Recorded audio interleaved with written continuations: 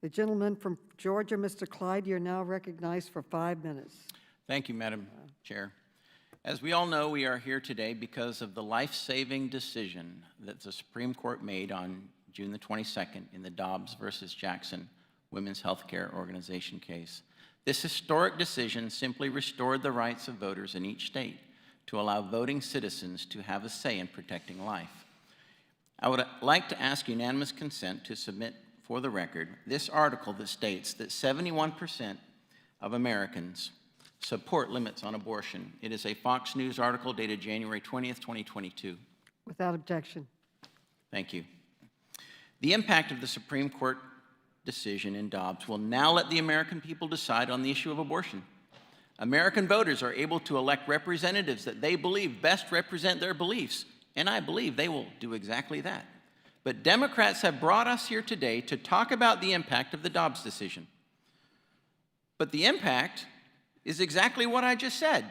So we should do away with this hearing and change the focus to things that citizens really care about, like rising inflation, rising crime, and open borders that are putting the safety and security of our families at risk all across the country in every state.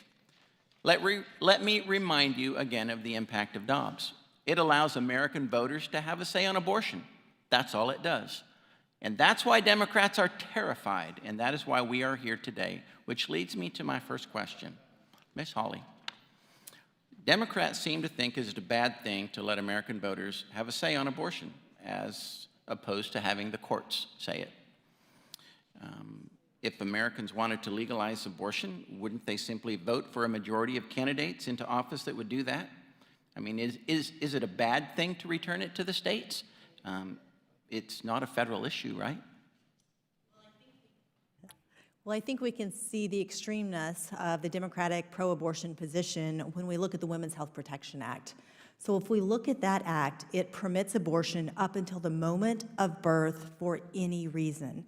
This is a more extreme policy than all but 7 countries in the world, including China and North Korea, countries that have horrendous human rights records. In addition, it allows abortions for any reason, including sex, including race. It supersedes every single state law. So common sense provisions that might require parental notification or that might say there are some safety and health regulations that apply to abortions, those two are gone under this nationally mandated abortion on demand through all 9 months of pregnancy bill. Thank you. So I think it's much better that it goes back to the states for the people to decide.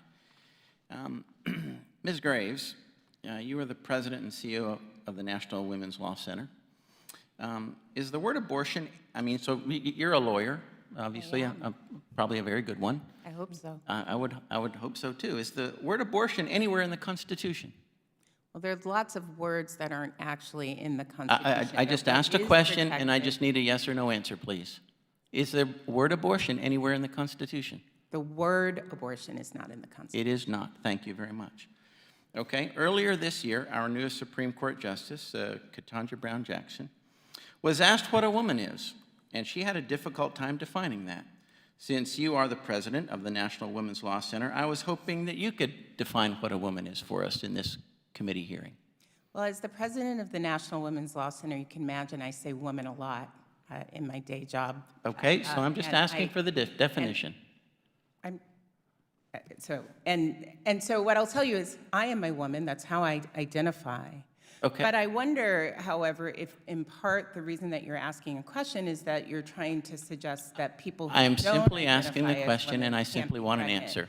And so I think it's actually really important to be very clear here that there are people who identify as non-binary. I think Okay, about all right. 5% of young people We're not going to go there. I was hoping who maybe can you would. be I was pregnant. hoping that maybe you would say something that maybe we learned in high school biology that has to do with X and Y chromosomes, but which define male and female. But I guess we're not going to get there. Well, I don't so think that's the legal question. I have another question for you. And I think I have another that may be a question for good you. one. I saw that in your annual report, you previously received money from groups like Planned Parenthood Action Fund. Are you still receiving funding from Planned Parenthood Action Fund or any other Planned Parenthood affiliate?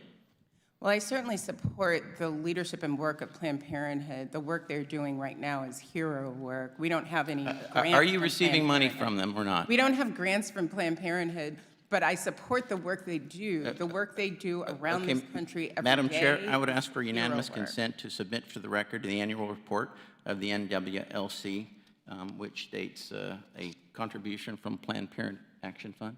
Without objection, and the gentleman's time has expired.